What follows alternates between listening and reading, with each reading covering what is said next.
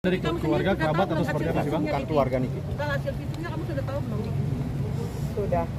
Seperti apa reaksi kamu saat ini? Yang menguntungkan kamu nggak sih? Kok menguntungkan? Nggak ada. Reaksi kamu seperti apa Niki? Ya sudah, intinya di penjara aja. Nah tuh, makanya jangan ditanya, masuk penjara lagi nanti dia. Iya. Artinya memang semua sudah kebenaran ada di kamu ya? Sudah.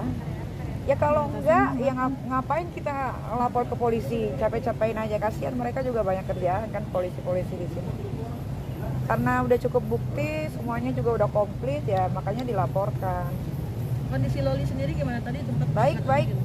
Laura baik sekali keadaannya, karena mungkin sudah vibe-nya sudah berbeda ya, sudah tidak di lingkaran setan ya kan.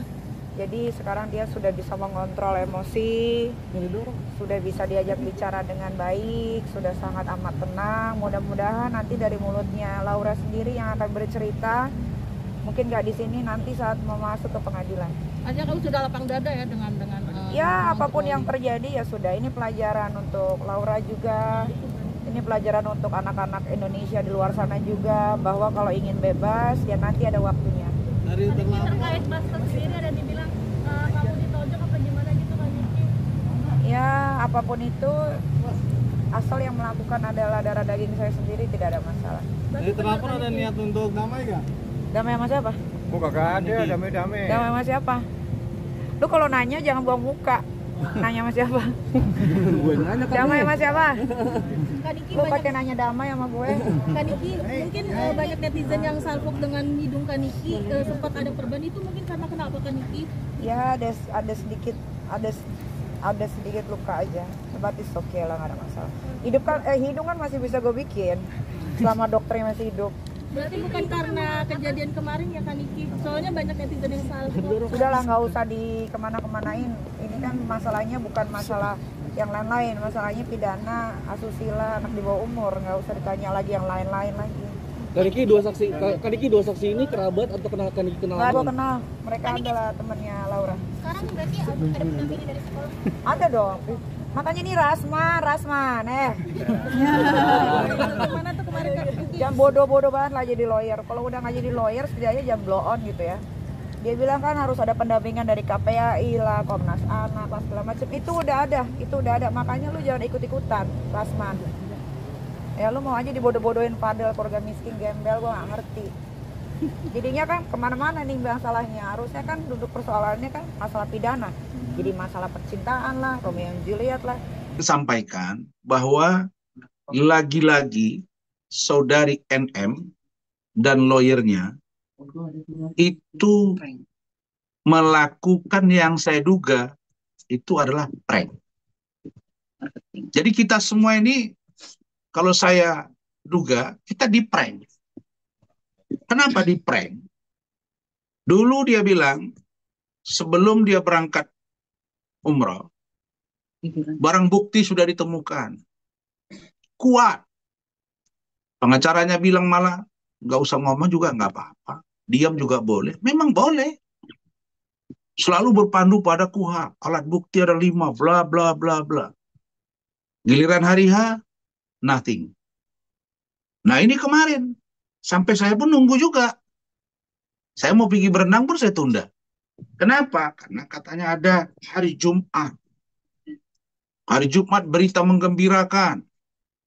Tunggu ya teman-teman wartawan dari pagi sampai sore. Kan kasihan kalian. Kalian boleh loh minta pertanggungjawaban kata-katanya itu. Jadi kalau saya duga ini adalah marketing. Tetapi saya, sekali lagi saya katakan, saya mengapresiasi kerja-kerja penyidik Polres Metro Jakarta Selatan. Kenapa? Karena saya dengan tim, itu day to day, kita selalu diskusi. Dan tadi, saya juga sudah diskusi dengan tim. Saya bilang, kalau mereka belum gelar perkara, kemudian yang diperiksa klien kita, baru pada tahap klarifikasi dan poinnya tidak ada yang saya lihat serius dari pertanyaan penyidik, baik barang bukti. Maka kalau sampai mereka hari ini mengumumkan naik sidik, ini pasti akan kita lakukan perlawanan. Perlawanan dalam artian, untuk mempertanyakan proses penyelidikan yang dilakukan oleh penyidik. Saya mau kasih gambaran singkat ya, bahwa yang diperiksa itu kemarin, Fadel itu hanya secara universal. Tahun berapa mulai pacaran, kemudian ditunjukkan ada kakak KTP. Nggak ada yang serius. Nah, sekarang pada kesempatan ini, saya ingin katakan, sudahlah NM. Sudahlah lawyernya. Kalian nggak usah sok mengetahui proses hukum. Karena lawyer, termasuk pelapor, tidak akan tahu perkembangan sampai pada tahap, oh kami akan gini nanti ini. Nggak bisa begitu. Anda sajikan barang bukti yang Anda punya sesuai dengan KUHP. Kami sajikan barang bukti yang kami punya sesuai dengan KUHP. Kita adu gitu. Jangan Anda cocok di luaran, seolah-olah Anda itu bisa mempengaruhi dan Anda orang paling strong. Nggak bisa, bos. Nah, sekarang lu malu lagi kan, hari ini nggak ada apa-apa. Karena memang nggak ada apa-apa. Nah, tapi karena Anda telah memulai satu hal yang sangat serius, maka tim hukum pertama, saya umumkan di sini, kepada teman-teman media seluruh Indonesia, bahwa kami akan bergerak lagi. Apa itu? Hari Rabu. Nih. Hari Rabu, saya dan tim akan mendatangi beberapa instansi terkait. Di mana, jam berapa, nanti saya kabari kalian lewat Instagram saya. Untuk kami bersama dengan Fadel dan keluarganya. Untuk menyampaikan ke instansi terkait tentang ini. Yang kedua, saya dan Fadel juga akan mendatangi Polres atau Polda Metro Jakarta terkait dengan respon daripada surat kami. Nah, jadi kalau mereka seolah-olah progresnya kelihatan kencang banget, kita agak slow down ini. Karena seorang Rasman yang biasanya langsung progresnya kencang, nih saya kasih slow karena saya mau melihat trik apa yang mereka main. Kami akan datang. Karena kami sudah direspon surat kami. Kemana-mana saja di luar Polri, sudah saya beritahu. Bisa KPAI, bisa LPAI, bisa Kementerian PPA, bisa Subdin. Perlindungan Anak dan Perempuan. DKI Jakarta atau Jakarta Selatan. Itu. Poin yang kedua. Kami akan berkirim surat kepada Kapolres. Tembusan Pak Kapolda Metro, tembusan Pak Kapolri. Agar kasus ini dilakukan gelar perkara khusus. Dihadiri oleh kami kuasa hukum, dihadiri oleh terlapor, dihadiri pelapor, dihadiri kuasa hukum pelapor, dihadiri wasidik, dihadiri Irwasda, dihadiri Propam, dan penyidik. Ini di mana akan kami ajukan ke Polda Metro. Kenapa? Agar kasus ini benar-benar diatensi dan berjalan sesuai dengan norma hukum. Nah, apakah akan dilakukan di Polda Metro? Apakah kita lakukan di Polres? Nanti saya lihat.